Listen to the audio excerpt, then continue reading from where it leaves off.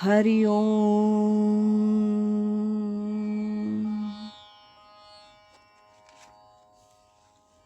पूजनीय स्वामी भक्त डॉक्टर सुषमाताई वाटवे यांनी लिहिलेल्या स्पर्श परिसाचा या ग्रंथमालिकेतील पहिल्या भागाचं वाचन आपण ऐकत आहोत. आज यातील प्रकरण पहिलं, लोहो परिसेसी लागला, याचा भाग 13वा ऐकूया. स्वामींनी पहिल्यापासून 2 कामं माझ्याकडे सोपवली आणि त्यासाठी प्रेरणा, शक्ती दिली.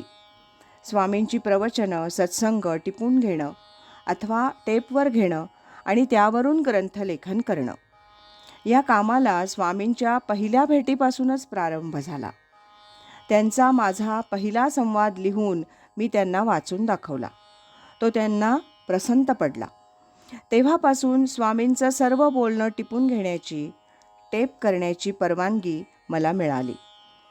पुढे तर ते माझं नियोजित कार्यच ठरलं. मी माझ्या कामाला लागले.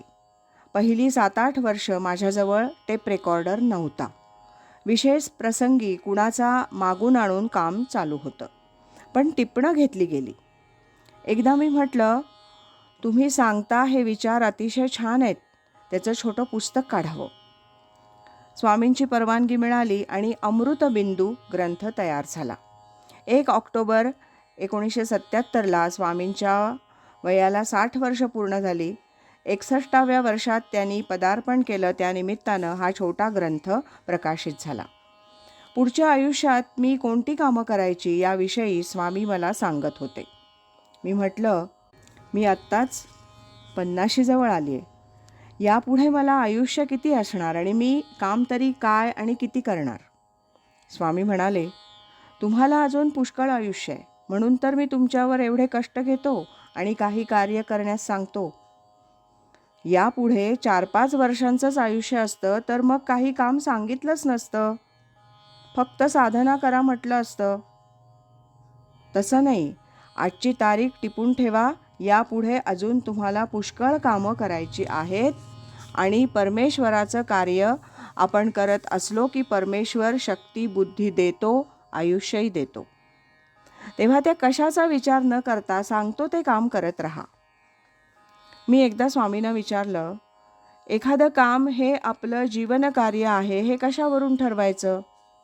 त्यावर स्वामी म्हणाले, जे चांगलं काम आपल्याला मनापासून करावंसं वाटतं, ज्याचा कधी कंटाळा येत नाही, ज्यात उत्तरोत्तर आपली प्रगती होत जाते, ज्या कामापासून आपल्याला आणि इतरांना आनंद समाधान होतं, जे संत सज्जनांना मान्य होतं, असं कार्य हे आपलं नियोजित कार्य आहे असं समजावं आणि ते आपल्या शक्तिबुद्धीप्रमाणे मनापासून करत राहावं.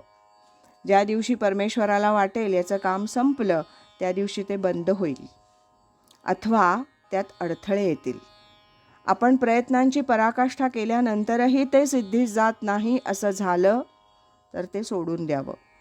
पण आपण पुन्हा आनंदात राहावं. काम होत नाही म्हणून खंत करत बसू नये. स्वामी इथे येणाऱ्या प्रत्येकाचं तुम्ही खूप कौतुक करता. कुणाला हा संतच आहे असं म्हणता, कुणाला अर्धा संत म्हणता. ही व्यक्ती तर एकरूपच होऊन गेली, हा गुरुतत्वाशी मिळून गेला. तुम्ही सगळे मुक्तच होणार. हे सगळं तुमचं बोलणं खरं समजायचं का? मी न राहून एकदा विचारलं. त्यावर स्वामी म्हणाले, मी जेवढे पारमार्थिक विचार मांडतो तेवढे सगळे पूर्णपणे खरे समजायचे. बाकी मी जे असं काही कौतुकानं बोलतो ते त्या व्यक्तीला उत्तेजन देण्यासाठी. इथे येणाऱ्या प्रत्येकानं उत्तम साधना करून याच जन्मी मुक्त होण्याचा प्रयत्न करावा. तसे सगळे एकाच जन्मात मुक्त होण्याची शक्यता नसते, पण या जन्मात काही मंडळी परमार्थ मार्गावर स्थिर झाली तर केव्हा ना केव्हा ती मुक्त होतील हे निश्चित. संत होणं ही सोपी गोष्ट नाही. संत हे जन्मालाच यावे लागतात, पण संत होण्याचं ध्येय डोळ्यासमोर ठेवलं म्हणजे या जन्मात तो निदान उत्तम साधक तरी होईल. एखादी व्यक्ती ध्यानात एकरूप झाली असं दिसलं तरी ती काही शेवटची अवस्था नव्हे. ध्यान हे साधन आहे, साध्य नव्हे. योग समाधीनंतर ज्ञान समाधी, ती पुढे 12 वर्षांनी. ते देखील तो साधक सरळ चालत राहिला तर. तेव्हा स्वामी काही म्हणाले तरी प्रत्येकानं आपण कुठे आहोत हे पाहावं. आपल्या बोधाची पातळी काय आहे हे दुसऱ्यापेक्षा स्वतःला अधिक कळतं. तेव्हा प्रत्येकानं आपण जिथं आहोत तिथून पुढे चालायला लागावं, हे चांगलं. आज इथेच थांबूया. यानंतरचा या प्रकरणातला 14वा भाग आपण उद्या ऐकूया. सद्गुरु असती अंतरात, सत्शिष्या ते जागवीत. हरि ओम तत्सत.